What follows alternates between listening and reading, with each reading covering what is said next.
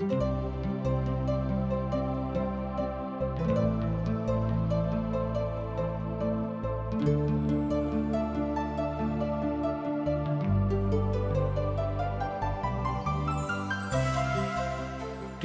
के प्रस्तुति आशक इजोत बाइबल के पुस्तक के क्रमानुसार अध्ययन अछि, जाय में अहाँ सब के पाप सँ कोना क छुटकारा भ सकलौ हैं आ सृष्टिकर्ता के अनुसार जीवन जी सकै छी। यह कार्यक्रम हमरा के एकटा अवसर प्रदान करई अछि कि हम बाइबल सँ अपन जीवन सँ जुड़ल बातों के अध्ययन क सकलौ हैं आ वह जानू कि हमरा जीवन के लेल परमेश्वर के इच्छा के की अछि। कृपया देखू आ सुनू, जाय सँ परमेश्वर अहाँ के जीवन के मार्गदर्शक ठहरे। आशा के इजोत मैथिली कार्यक्रम में हम एक बेर और अहाँ के अभिनंदन प्रभु यीशु मसीह के मीठ आ पवित्र नाम सँ कह रहल छी। अब हमरा संगे अहूँ खोल लिया यहोशूआ पोथी तकर 15 आ 16 अध्याय। आई दुनू अध्याय के जे मुख्य सबटा बात अछि तकरा ऊपर हमरा लोकन मनन अध्ययन करब। प्रभु से आशीष मांगियो जे हमरा सब एहि बातक बुझे में सफल भ सकी। यहोशूआ पोथी के ई अध्याय बाचा के भूमि के बड़ नीक चर्चा करैत अछि। ओहि में इस्राएली के गोत्र के बसेबा के कथा के बखान करैत अछि। ओ सब यरदन नदी के पश्चिमी सिरा पर कतौ बसल छलाह। अध्याय 15 यहूदा के भागक विषय में बताबैत अछि, जे अध्याय 16 में एप्रेम के विषय में बखान कयल गेल छै। तहन हम बुझ गेलहुँ हँ कि अध्याय 15 में यहूदा के विषय में आ अध्याय 16 में एप्रेम के विषय में बताबैत अछि कि हुनका सभक भूमि कतऽ रहनि। अध्याय 17 में मनस्से के भागक विषय में बखान कयल गेल छै आ अध्याय 18 में और 19 में सिमोन और जबूलून के हिस्सा के विषय में बतायल गेल छै। आ तकरा बाद इस्साकार, आसेर और नप्ताली के विषय में बतायल गेल अछि और दाना के हिस्सा के विषय में सेहो बखान करैत अछि। तहन इस्राएली राष्ट्रक एहि तरह बखान होइत अछि। ओ अहाँ के प्रभु के वाचा के भूमि के विषय में बता रहल छथि। एहिठाम हमरा सब जे विषय वस्तु के मुख्य भाग छल तकरा हमरा लोकनि देखलहुँ हैं। एहिसँ बेसी नीक कथा ई रहत कि जँ हमरा सब परमेश्वर सँ प्रेम राखैत छी आ हुनक बात मान कऽ आगाँ बढ़ैत छी तऽ परमेश्वरक महिमा में ई सबटा बात हमरा सभक संगे भऽ सकैत छै। प्रभु परमेश्वर अति महान छथि। प्रभु के महिमा में हुनक कृपा आ दया करना में अहाँ जा सकैत छी।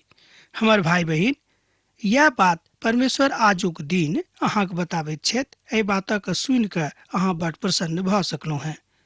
हमर भाई बहिन, जहन अहाँ कोनो तरहक तकलीफ में छी, परमेश्वरक लगाउ, किएक तऽ शैतान अहाँ के मन के खिन्न कऽ देत। भऽ सकै छै कि अहाँ के मनक खिन्नता के ततेक बढ़ा देत जे बात नीक नहि अछि। अध्याय 14 में हमरा सब देखलहुँ हैं जे कालेब यहूदा के गोत्रक एकटा सदस्य छथि आ परमेश्वर हुनका हेब्रोन नामक नगरी के दऽ देलनि। अध्याय 15 में एहि विशिष्ट मनुखक प्रति आर बहुत किछु बखान कयल गेल अछि। तकरा अहाँ पवित्र पोथी के अध्ययन में एहि सबटा बातक सीख रहल छी। आ यहूदा गोत्रक भाग देवल गेलनि। ओहि क्षेत्रक भूमि के विषय में, तकरा क्षेत्रक और चौहद्दी के विषय में बतायल गेल छै। हमर भाई बहिन, एहिठाम देखियो कि पिता परमेश्वर इस्राएली सबके एकटा विशिष्ट आ प्रतिष्ठित जिंदगी देबाक इच्छा राखैत छथि। अर्थात हुनका मन में इस्राएली लोकक प्रति महान प्रेम रहनि, अथाह प्रेम रहनि। वह प्रेम आजुक दिन प्रभु यीशु हमरा सभक लेल राखैत छथि। जेना एक बेर और हम अहाँ के बाजने छलहुँ हैं कि जे कियो प्रभु यीशु मसीह के अपन उद्धार कर्ता के रूप में मानैत छथि वा हुनका स्नेह राखैत छथि, ओ महान प्रभु के महान लोग बन गेलाह, अर्थात ओ अब इस्राएली बन गेलाह। इस्राएली शब्द एहिठाम कोनो विशेष राष्ट्रक विषय में वा कोनो विशेष जाति के विषय में नहीं बताबैत अछि। एहिठाम इस्राएली शब्द संपूर्ण विश्वासी लोकक लेल अछि जे कियो प्रभु यीशु मसीह के अपन व्यक्तिगत उद्धारकर्ता के रूप में ग्रहण कयने छथि। हमर भाई बहिन, ई बात कतेक महान अछि कि अब अहूँ प्रभु यीशु मसीह के दास बन गेलहुँ, हुनक बेटा बेटी बन गेलहुँ, अर्थात अब अहूँ इस्राएली बन गेल छी। हमर भाई बहिन, जँ खूब सोच गप में बाजी तऽ कहब एहिसँ बढ़ि कऽ आर दोसर कोनो कथा नहि भऽ सकैत छै कि मनुख प्रभु यीशु मसीहके अपन उद्धारकर्ताक रूपमे ग्रहण करैत छथि। एहिठाम जे यहूदा वंशक विषयमे बतायल गेल छै, तकरा बाद हमरा लोकनि देखैत छी कि यही वंशसँ प्रभु यीशु मसीहके उत्पन्न होइत छनि, अर्थात एना कहियो एही वंशके सँ ओ उत्पन्न भऽ कऽ एहि संसारमे आबैत छथि। और या पुत्रेक पुत्र कालेबक ओ प्रभुक आज्ञाक अनुसार यहूदी के बीच में भाग देलनि, अर्थात किरियात अरबा जे हेब्रोन सेहो कहाबैत अछि। अरबा अनानाक पिता छलाहा। एहिठाम हमरा लोकनि एहि बातक देखैत छी कि एहिठाम पवित्र पोथी बाइबिल बता रहल अछि कि गोत्र जे इस्राएली छलाह, अर्थात 12 गोत्रके हुनक व्यवधानक विषयमे, हुनक सच्चाइके विषयमे, हुनक खराब बातक विषयमे बताबैत अछि। एतबे नहि, जे गोत्र सब इस्राएली सब छलाह, बाचाके भूमिमे अयलाके बाद, अर्थात प्रतिज्ञाके देशमे अयलाके बाद ओ सब कतऽ कतऽ जाकऽ बैसि गेलाह, तकरो विषयमे एहिठाम बतायल गेल छै। किएक तऽ प्रभु परमेश्वर हुनका सबके कहलनि कि जे भाग अहाँके देवल गेल अछि, ओहि भागक ऊपर अहाँ खूब प्रसन्नताके साथ रहू, मुदा अपन भागक बढ़ाबैके कोशिशमे रहू। ई बात हमरा सभक एकटा महान आत्मिक ज्ञान दैत अछि। मान लियो आत्मिक जिंदगीमे अहाँ बड्ड कमजोर भऽ रहल छी, तेकर मतलब इएह भेल कि अहाँ ओतेक महान नहि छी जतेक महान अहाँके होयबाक चाही। कालेब ओतयसँ सीसै, अहिमन और तलमे नामक अनाक तीनों बेटाके निकाल देलनि। एहि बातक एहिठाम हमरा लोकनि देखैत छी जे 15 अध्यायके 13 आ 15 पदमे भेटैत अछि। 15 पदक कनिक देखियौ हमरा संगे। कालेब ओतयसँ सीसै, अहिमन और तिलमै नामक अनाक तीनों बेटाके निकालि देलनि। अब अहाँ देख रहलहुँ हैं कि जाहि भूमिके ओ चाहैत छलाह ओ बड्ड घनघोर स्थानमे छल, अर्थात दैत्यक देशमे छल। एहिठाम हमरा लोकनि बाजि सकैत छी कि दैत्य शब्द जे अछि ओ एहि तरहक मनुखक विषयमे पवित्र पोथी बाइबिल बताबैत अछि जिनकामे आत्मिक ज्ञान नहि रहनि, अर्थात जेना मनुखके परमेश्वरक दृष्टिमे चलबाक चाही ओहि तरहसँ ओ नहि चलैत छथि। ओ ओहि सभक ओहिठाम लऽ जेबाक इच्छा राखैत रहथिन जतऽ हुनका जेबाक रहनि। हमर भाई बहिन, पिता परमेश्वर चाहैत छथि कि अहाँ जतऽ चाहैके इच्छा राखैत छी ओही ठाम अहाँ रहू, आर कतहु दोसर ठाम अहाँ नहि जाउ। आ फेर ओतयसँ ओ दबीरक निवासी पर चढ़ि गेलाह। पूर्व कालमे दबीरक नाम करितसे पेड़ छल। एहि तरह पवित्र पोथी बाइबिलमे बताबैत अछि कि ओहि भूमिके नाम पहिने की छलैक, आब अखन ओहि भूमिके नाम की अछि। आ फेर ओतयसँ ओ दबीरक निवासी पर चढ़ि गेलाह। आ पूर्व कालमे दबीरक नाम करियत से पैर छल। कालेबक कहलनि, जाकऽ करियते से पेड़क मारि कऽ लऽ लिअ, तकरा हम अपना बेटी अस्काक संग विवाह करा देबै। एहिठाम ओ एकटा काज देलनि कि जे केओ ओहि मनुखके मारि देतैक, हुनका संगे हम अपन बेटीके विवाह करा देबनि।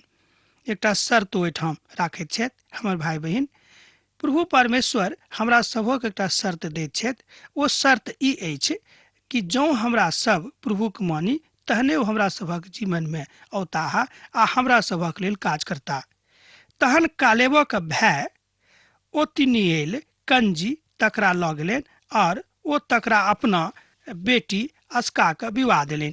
एहिठाम हमरा लोकनि देखैत छी कि जे काज हुनका भेटल रहनि ओ काज ओ कऽ देलखिन, तैँ ओ अपन बात जे हुनका संगे कयने छलाह पूर्ण कऽ देलनि। जहन ओ तकरा लगसँ अयलीह तहन ओ तकरा पितासँ किछु भूमि मंगबाक लेल उसकैलीह। तहन ओ अपन गदहा परसँ उतरि गेली। कालेब तकरासँ पुछलनि, अहाँ की चाहैत छी? हमर भाई बहिन, एहिठाम पिता परमेश्वरक ओहि बातक हमरा लोकनि सीख रहल छी जे बात आजुक दिनमे हमरा सभक जिंदगीमे होइत अछि। हमरा सब एकटा शर्त राखैत छी कि जँ ई कथा हमरा सभक जिंदगीमे भऽ जायत तऽ हम ई काज करब, आ जँ नहि होइत तऽ हम ई काज नहि करब। हमर भाई बहिन, ई महान गाथाके हमरा लोकनि एहिठाम देखैत छी। ओ बाजलीह, हमरा आशीर्वाद दिअ, अहाँ हमरा दक्षिण देशक किछु भूमि तऽ दऽ देलहुँ हेँ, अब हमरा जलक सोता सेहो दिअ। तहन ओ ऊपरका सोता और निचका सोता में से किछु हुनका दऽ दैत छथिन। एना कहियो हुनका ओ दोनों का दऽ देलनि। एहि बातक अहाँ यहोशूक पोथी तकर 15 अध्याय आ 15 पद से लऽ कऽ 19 पद में देख सकैत छी। एक बेर और अहाँ हमरा संगे 19 पदक देखब। ओ बाजलीह, हमरा आशीर्वाद दिअ, अहाँ हमरा दक्षिण देशक किछु भूमि दऽ देलहुँ हैं, अब हमरा जलक सोता सेहो दिअ। तहन ओ ऊपरका सोता और निचका सोता दोनों का हुनका दऽ देलनि। हमर भाई बहिन, जिंदगी के सोता आ जलक सोता के छथि? हमरा लोकनि एखन यहूदा प्रदेशक वर्णन देखैत छी।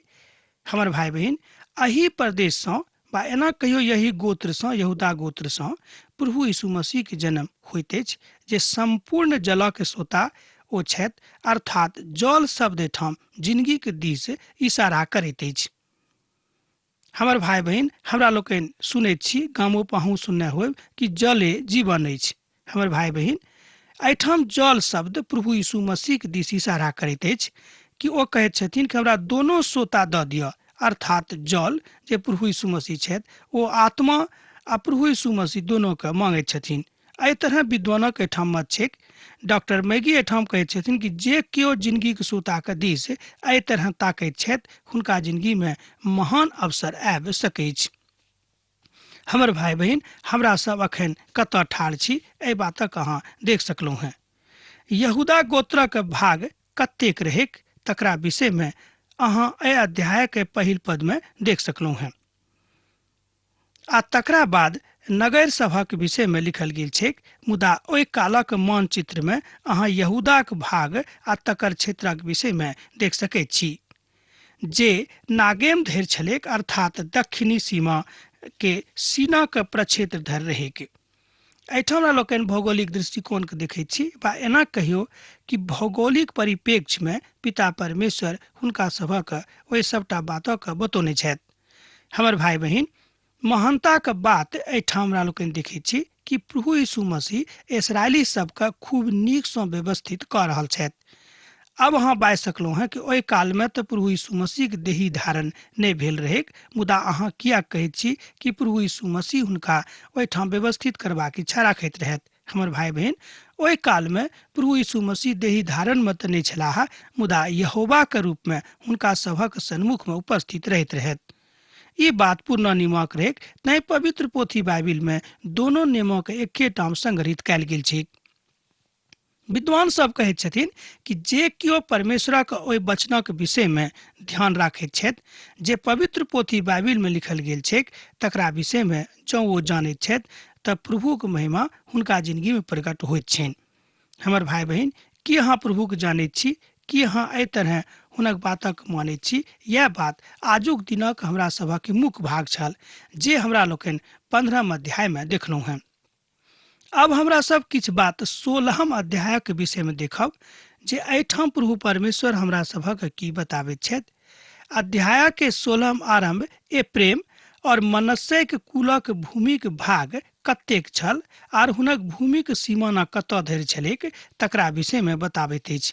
आ किछु एहिठाम जे मामला अछि ओ यहूदा सब असफल भेलाह, तकरा विषय में सेहो बतायल गेल छै। हमर भाई बहिन, जिंदगी में सफलता आ असफलता दोनों होइत अछि, मुदा सफलता सँ बेसी खुश होयबाक सेहो आवश्यकता नहि थिक। आ जहन हमरा सब असफल भऽ जाइ छी, तकरा सँ कोनो विशेष निराश होयबाक सेहो जरूरत नहि थिक, किएक तऽ सफलता आ असफलता मनुष्य जीवन के एकटा दिनचर्या थिक। जँ अहाँ एहि दुनू बातक खूब सरलता सँ लैत छी तऽ अहाँ खूब आनंदित भऽ सकलहुँ हैं, आ जँ अहाँ नहि लैत छी तऽ अहाँ दुखित भऽ जायब, किएक तऽ जहन अहाँके किछु भेटत अहाँ खूब खुशी भऽ जायब, आ जहन अहाँ से ओ चीज अहाँ से छीना जायत तहन अहाँ खूब दुखी भऽ जायब। यूसुफ याकूबक 12 पुत में से एक रहथि, आर हुनक 2टा बेटा एप्रेम आ मनस्से, जिनका 2 गोत्रक रूप में गिनती कयल गेल छैक। कारणे लेवी के प्रजाति बा गोत्र हुनका याचकक गोत्रक रूप में गिनल गेल छनि। जाहि बातक हमरा लोकनि व्यवस्था विवरणक पोथी में सेहो देखलहुँ हैं, आ तकरा बाद गिनती के पोथी में सेहो देखैत छी। आ जहन हमरा सब निर्गमनक पोथी के अध्ययन करैत छलहुँ हैं, ओहि काल में सेहो एहि बातक हमरा लोकनि अध्ययन कयने छलहुँ हैं कि लेवी के याजकक गोत्रक रूप में गिनल गेल रहन। तैं हुनका विशेष कोनो हिस्सा नहि भेटलनि, किएक तऽ ओ परमेश्वरक याचक छलाह आ हुनक मुख्य काज रहनि परमेश्वरक मंदिर में आबि कऽ ओते रहि कऽ प्रभुक सेवा करनाइ। हमर भाई बहन, एहिठाम जँ हमरा सब ई बुझैत छी कि याचक मंडलीक हमरो लोकनि सदस्य छी, तऽ ई कथा हमरो सभक जिंदगी में रहबाक चाही।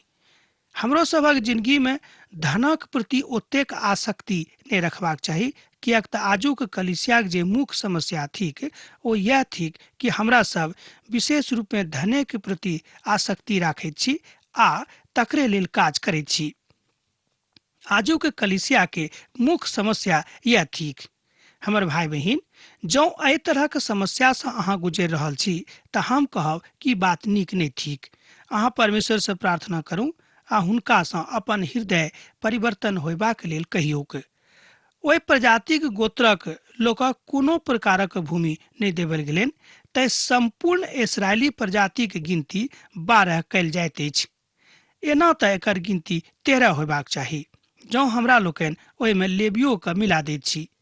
एहि तरह एहिठाम पवित्र पोथी के विद्वान सब, टीकाकार सब कहैत छथि कि जे कियो एहि बातक ऊपर चलैत छथि कि धनक प्रति विशेष आसक्ति राखैत छी तो विश्वासी नहि भऽ सकैत छथि, विशेष रूपे जँ एहि तरहक स्वभाव विश्वासी मंडलीक अछि, अर्थात जे कियो याचक मंडली छथि, जँ हुनक स्वभाव एहि तरहक छनि तऽ परमेश्वरक नीक दास वा नीक दासी नहि बनि सकैत छथि आ नहि बनि सकैत छथि। एहि बातक एहिठाम बतायल गेल छै। यूसुफक संतानक भाग चिट्ठी डालला के बाद ठहरावल गेलै और सीमा रेखा पीरोह के पासक यरदन नदी सँ अर्थात पूर्वक दिस यरीहो के जल सँ आरंभ भऽ कऽ ओहि पहाड़ी देश सँ होइत जे सब निर्जन प्रदेश में अछि, जे बेथेल के धरि पहुँचैत अछि। एहिठाम हमरा लोकनि देखैत छी कि हुनका सभक सीमाना कतेक रहनि, मुदा पिता परमेश्वर हुनका कतेक भूमि देने छलनि हुनका हिस्सा में। मुदा एकटा बात पढ़ि कऽ वा सुनि कऽ हमरो तकलीफ होइत अछि कहियो कहियो कि ओतेक भूमि प्रभु हुनका सभक दऽ देलनि, मुदा ओ सब ओहि सबटा भूमिक ऊपर अपन अधिकार नहि जमौलखिन। हमर भाई बहन, जहन प्रभु यीशु मसीह हमरा सबके अधिकार देने अछि कि अहाँ सुसमाचारक प्रचार करू, तऽ एहि अधिकारक हमरा सब बिसरा दैत छी। एकटा विद्वान कहैत छथि कि जेना इस्राएली सब एहि बातक नहि बुझलाह, ओही तरह हमरो सब एहि बातक नहि बुझैत छी। जे काज प्रभु हमरा सबके देने छथि ओहि काजक हमरा लोकनि ओतेक नीक सँ नहि करैत छी, किएक तऽ हमरा सब धनक प्रति आसक्त भऽ कऽ आ धनेक लोभ में काज करैत रहैत छी। आजुक कलीसिया किया एकटा महान समस्या अछि कि हमरा सब एक दोसर गोटे के टांग खींचे के फेरा में रहैत छी। ई बात नीक नहि अछि। आ एकटा बात जे हम भेदक अहाँके बता रहल छी, सुनि कऽ तमसायब नहि, ई काज शैतानक अछि। अहाँ को बहका रहल छथि, अहाँ सम्हरि जाउ। ओतऽ से ओ लूज धरि पहुँचलेक और यरकियो के सीमा होइत अतारोत धरि निकलि गेलथि। एहिठाम हमरा लोकनि देखैत छी कि हुनका सभक सीमाना कतेक रहनि। हमर भाई बहन, यरदन पार करलाक बाद अखन ओ सब बाचाक भूमि में छथि, जाहि भूमिक अधिकार प्रभु परमेश्वर बहुत पहिनहिए हुनक पूर्वजक दऽ देने रहनि। एक बादो हुनका सभक देखैत छियै कि ओ सब नीक सँ अधिकारी बने में हुनका सभक टाइम लागि रहल छनि, बा एना कहियो कि ओ सब नहि चाहैत छथि कि समस्त भूमि के ऊपर हमरा लोकनि अधिकारी बनी। हुनका जे भेटलनि तकरे से संतुष्ट भऽ जाइत छथि। ई बात नीक नहि अछि। हमर भाई बहन, जहन प्रभु परमेश्वर अहाँके विशेष दऽ रहल छथि तऽ किएक नहि अहाँ ओहि सबटा भागक ऊपर अपन अधिकार जमा रहल छी। जिंदगी के अधिकार प्रभु अहाँके देने छथि, तहन किएक अहाँ अपन अधिकारक बिसरा कऽ प्रभु सँ अलग छी। हमर भाई बहन, प्रभु यीशु मसीह जे बात अहाँके सिखौने छथि तकरा ऊपर अहाँ खूब आनंदित रहू। और पश्चिम दिशा के दिस अपिलितियो के सीमा से उतर कऽ पुनः नीच वाला बेथोरेनो के सीमा होइत गेजेरा के लग पहुँच गेलेक और समुद्र पर निकललेक। तहन मनस्से और एप्रेम नामक यूसुफक दोनों पुत्र संतान सब अपन अपन भागक लऽ लेलखिन। एहि बातक अहाँ 16 अध्याय के 1 पद से लऽ कऽ 4 पद में देख सकैत छी। अर्थात प्रभु परमेश्वर इस्राएली के समस्त गोत्रक एहि तरह बाचा के भूमि में प्रतिस्थापित करैत छथि वा एना कहियो कि हुनका स्थापना कऽ दैत छथि। यह छल प्रभु में अहाँ कथा और हमर बातक के विभेदन। एहिठाम हमर बातक विभेदनसँ अर्थ अछि कि परमेश्वरक लोक जे किछु अहाँसँ बाजैत छथि तकरा ऊपर अहाँ कतेक गंभीरतासँ विचार करैत छी। हमर भाई बहिन, ई एकटा बात बड महानता के थिक कि जँ अहाँ चिंता राखैत छी कि प्रभु अहाँक संगे छथि और अहाँ प्रभुक संगे छी, तहन बाचा के भूमि में अयला के बाद एहि तरह अहाँ एहि सबटा बातक बुझि सकलहुँ हैं। प्रभु एहि तरह अपन अपन काज प्रणाली के आधारित कर रहल छथि, अर्थात अहाँ बाजि सकलहुँ हैं कि प्रभु यीशु मसीह के बा परमेश्वरक व्यवस्था खूब प्रतिष्ठित आ क्रियाबद्ध आ क्रियाशील आ क्रमबद्ध अछि। एहिमे कोनो शक नहि, जाय जाय वस्तु के आवश्यकता हमरा लग अछि ओ जानैत छथि। अब आजुक अध्ययन हमरा एही ठाम अहाँ समाप्त करबाक आज्ञा दिअ, किएक तऽ अहाँसँ विदा होय के काल भऽ रहल अछि। पाती लिखनाइ नहि बिसरायब। प्रभु यीशु मसीह के नेह अहाँक जिंदगी में सैद घड़ी बनल रहेक। आमीन। हमर विश्वास अछि कि ई कार्यक्रम अहाँ के लेल लाभदायक सिद्ध अछि। हम चाहै छी कि अहाँ अपन आशीषक के हमरा संग साझा करू। जँ अहाँ के नजीक बाइबल सँ आ जीवन सँ संबंधित कोनो प्रकार के प्रश्न भऽ सकै अछि तऽ अपन समस्या के लेल प्रार्थना करबा के लेल जँ चाहै छी तऽ हमरा फोन नंबर पर जरूर संपर्क कऽ सकै छी। परमेश्वर अहाँ सब के लेल एकटा सुंदर, सुखद, आनंदित दिन प्रदान करैक।